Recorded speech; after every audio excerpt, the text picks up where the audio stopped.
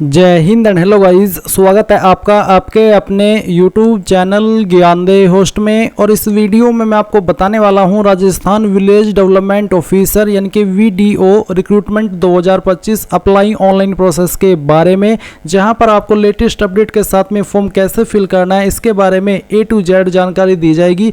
अगर आपके सामने कोई भी इशू आ रहा है, कोई भी आपको प्रॉब्लम है फॉर्म को भरने में, सभी का सोल्यूशन आपको इस वीडियो के अंदर दिया जाएगा। यानी कि सभी प्रॉब्लम के हल सहित आपको पूरा प्रोसेस इस फॉर्म के बारे में जानने को मिलेगा इस वीडियो के अंदर, इसलिए आपको वीडियो को पूरा देखना है। अब चलिए शुरू करते हैं। अगर आपने अभी तक वीडियो को लाइक शेयर नहीं किया हो तो कर देना और चैनल को सब्सक्राइब करके बेल आइकन ऑन कर लेना। इसके बाद में जो लिंक वीडियो को डिस्क्रिप्शन में दिया है आप ओपन करेंगे, आपको जानने को मिलेगा कि इसमें 850 पोस्ट निकाली हुई है और फॉर्म आप लोग 18 जुलाई 2025 तक ही भर पाएंगे। तो गाइज यहाँ पर जितना जल्दी हो सके फॉर्म को भर लेना है। लास्ट डेट आने का नज़दीक वेट नहीं करना है, क्योंकि उस वक्त वेबसाइट में कोई ना कोई इशू आ जाता है, कोई ना कोई बग आ जाता है, इसलिए आप अपना फॉर्म अभी स्मूथली फिल कर लीजिए। एग्जाम डेट आपकी यहाँ पर 31 अगस्त 2025 रखी गई है। और फिर आप यहाँ पर देख सकते हैं कि नॉन TSP एरिया के लिए 683 वैकेंसी और TSP के लिए 167 वैकेंसी निकाली गई है। अप्लाई करने के लिए बैचलर डिग्री, साथ ही आपके पास O लेवल या फिर हायर लेवल का सर्टिफिकेट होना चाहिए, या फिर आपके पास इनमें से कोई भी एक सर्टिफिकेट होना चाहिए, जो कि आप यहाँ पर देख सकते हैं। इसके अलावा आपको नॉलेज होनी चाहिए राजस्थान कल्चर की और हिंदी की, साथ ही साथ आपके पास राजस्थान CET ग्रेजुएट लेवल 2024 पास होना चाहिए। ऊपर की जो क्वालिफिकेशन है तो चाहिए ही चाहिए, साथ ही साथ राजस्थान CET ग्रेजुएट लेवल 2024 भी पास होना चाहिए। अगर आपका ये पास नहीं हुआ तो आप इसमें अप्लाई करने के लिए एलिजिबल नहीं हो पाएंगे, इसलिए ये सभी चीज़ें आपके पास रहनी चाहिए। फिर एज लिमिट यहाँ पर देख सकते हैं, फीस की इन्फॉर्मेशन यहाँ पर दी गई है, आपका एग्जाम पैटर्न यहाँ पर दिया गया है। तो सभी इन्फॉर्मेशन चेक करने के बाद में आप यहाँ पर एक वीडियो भी देखेंगे जो कि OTR को लेकर के मैंने बनाई थी। अगर आपने SSO के पोर्टल के ऊपर OTR यानी कि वन टाइम रजिस्ट्रेशन नहीं करके रखा तो आप इस वीडियो को वॉच करके कर लीजिएगा, क्योंकि जब आप एक बार OTR कर लेते हैं तो फिर आपको बार बार सेम इन्फॉर्मेशन फिल करने की आवश्यकता नहीं पड़ती। आप बहुत ही कम इन्फॉर्मेशन का इस्तेमाल करते हुए किसी भी वैकेंसी पर अप्लाई कर लेते हैं जो कि SSO की पोर्टल के माध्यम से भरा जा रहा हो। तो एक बार इस वीडियो को चेकआउट कर लीजिएगा। अब आप यहाँ पर इंपॉर्टेंट लिंक के सेक्शन में आएंगे और अगर आप इस भर्ती में एलिजिबल है और आपका इंटरेस्ट है अप्लाई करने का, तो आप अप्लाई ऑनलाइन लिंक ओपन करेंगे। देन आपके सामने यहाँ पर SSO का इंटरफेस आ जाएगा। मैं आपको बता दूं कि अगर आपने इस वेबसाइट का इस्तेमाल करके पिछले 4-5 साल के अंदर कोई भी फॉर्म भरा है तो आपका अकाउंट बना हुआ होगा। आपको यहाँ पर दोबारा से रजिस्ट्रेशन करने की आवश्यकता नहीं है। आप उसी डिटेल से लॉगिन करेंगे जिसमें कि आपको आपकी SSO ID या फिर यूजर नेम यहाँ पर एंटर करना है एंड जो आपने पासवर्ड बनाया था वो डालना है।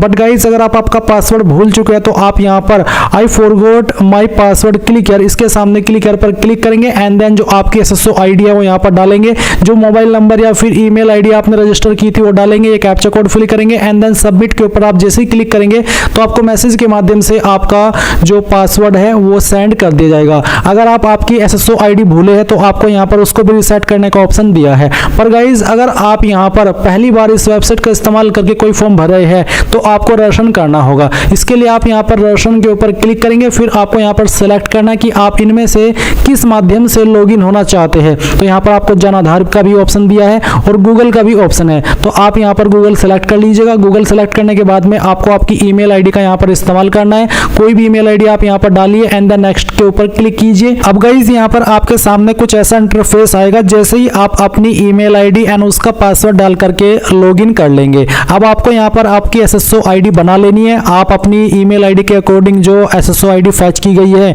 अगर यही रखना चाहते तो ये भी रख सकते हैं। अगर आपको इसमें कोई बदलाव करना है तो वो भी आप कर सकते हैं। फिर आपको एक पासवर्ड बनाना है नया, और आपका एक पासवर्ड कैसा होगा वो आप देख लीजिए। पासवर्ड के अंदर इंग्लिश का कैपिटल लेटर कम से कम एक, स्मॉल लेटर कम से कम एक, ज़्यादा कितने भी हो सकते हैं, स्पेशल कैरेक्टर और साथ ही डिजिट का आपको इस्तेमाल करना है। तो कुछ इस तरह का पासवर्ड बनाने के बाद में उसको दोबारा डालेंगे, वेरीफाई कर देंगे, अपना मोबाइल नंबर डालेंगे जो कि आप रजिस्टर करना चाहते हैं और यहाँ पर ईमेल आपकी ऑलरेडी दी गई है। इसके बाद में आपको रजिस्टर के ऊपर क्लिक करना है। अब गाइज, आपके सामने लॉगिन का पेज आएगा जैसा कि आप यहाँ पर देख सकते हैं। अब आपको यहाँ पर वो आपकी SSO ID डालनी है जो कि अभी आपने बनाई है, या फिर आपका यूजर नेम डालना है, आपका पासवर्ड डालना है जो कि अभी आपने बनाया, ये कैप्चा कोड डालेंगे एंड देन लॉगिन के ऊपर क्लिक करेंगे। अब गाइज, आपके सामने यहाँ पर ये अपडेट प्रोफाइल का ऑप्शन आएगा। तो आपको सबसे पहले आपका फर्स्ट नेम एंटर करना है 10th के सर्टिफिकेट के अकॉर्डिंग, फिर आपको आपका लास्ट नेम एंटर करना है। इसके बाद डिस्प्ले नेम, अगर आप अपना चेंज करना चाहते हैं तो ये भी आप यहाँ से चेंज कर सकते हैं। फिर आपकी जो डेट ऑफ बर्थ है वो आपको यहाँ पर इस तरह से कैलेंडर के ऊपर क्लिक करके सिलेक्ट कर लेनी है, पहले ईयर फिर मंथ और उसके बाद में डे।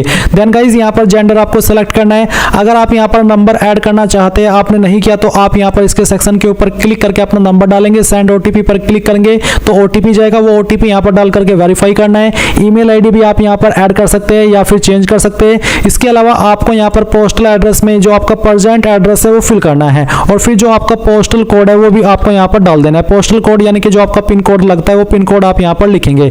सिटी डिस्ट्रिक्ट कौन सी है वो भी आपको यहाँ पर अपनी एंटर कर देनी है। एंड इसके बाद में गाइस आपकी जो स्टेट है वो भी आपको यहाँ पर सेलेक्ट कर लेनी है। फिर अगर आपकी बहामासा आईडी है तो वो आप यहाँ पर डाल देंगे, अगर नहीं है तो आप इसको ऐसे ही छोड़ दें। जन आधार आईडी है तो वो यहाँ पर डाल देंगे, एडिट के ऊपर क्लिक करके, नहीं तो आप इसको ऐसे ही छोड़ देंगे।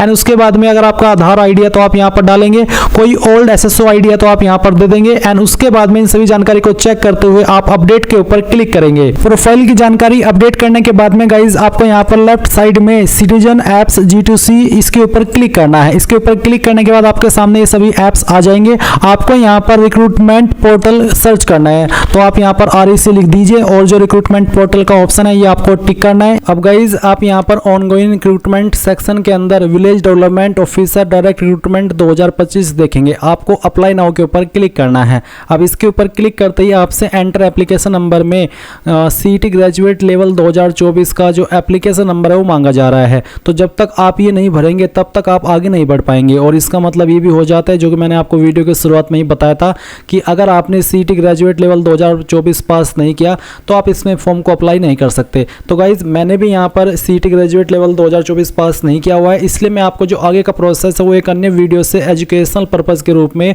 बता रहा हूँ। तो आप यहाँ पर जैसे ही एप्लीकेशन नंबर डाल करके सबमिट करेंगे तो आपके सामने कुछ ऐसा इंटरफेस आ जाएगा। यहाँ पर आपको विलेज डेवलपमेंट ऑफिसर इसके ऊपर क्लिक करना होगा और इसके ऊपर क्लिक करने के बाद में यहाँ पर आपकी जो पर्सनल डिटेल है वो आ जाएगी, जो कि आपने OTR के समय भरी थी वो आपको यहाँ पर रिव्यू करने को मिलेगी। आप कंटिन्यू के ऊपर जैसे ही क्लिक करेंगे तो सभी इन्फॉर्मेशन आप चेक करेंगे, जहाँ पर कुछ एक दो इन्फॉर्मेशन आपको देने को पड़ सकती है, जैसे कि क्या आप मैरिड है या अनमैरिड है, आपका एड्रेस की इन्फॉर्मेशन। तो अगर आपसे इस वाले स्टेप में कुछ ऐसी इन्फॉर्मेशन ली जा रही है तो आप उसको दे दीजिएगा और फिर आप यहाँ पर सेव एंड नेक्स्ट के ऊपर क्लिक करेगा।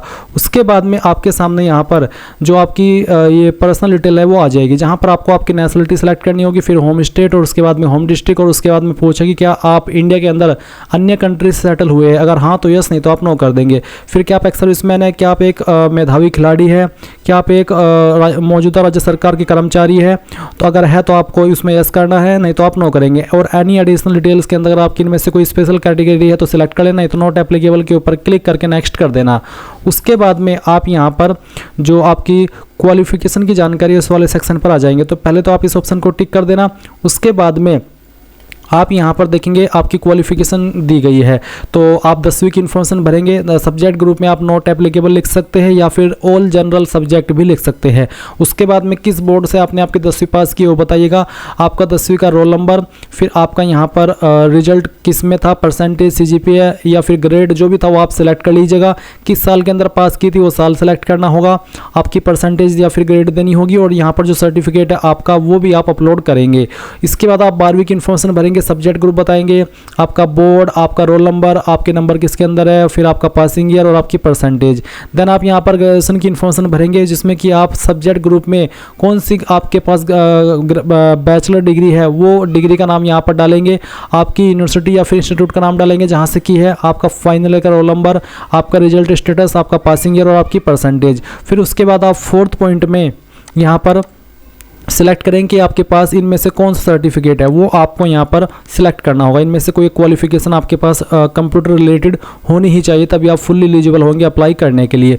उसके बाद आप यहाँ पर जो आपकी बाकी की इन्फॉर्मेशन है वो भरिएगा, जैसे कि सब्जेक्ट ग्रुप, आपका नेम ऑफ इंस्टीट्यूट, आपका रोल नंबर या फिर जो आपका एनरोलमेंट नंबर है वो, आपका रिजल्ट स्टेटस क्या है, किस साल के अंदर पास किया था, इसी के साथ में आपकी परसेंटेज। तो ये सभी इन्फॉर्मेशन आप यहाँ पर भरिएगा और जो डॉक्यूमेंट्स अपलोड करने को बोले हैं वो भी आप यहाँ पर अपलोड कर दीजिएगा।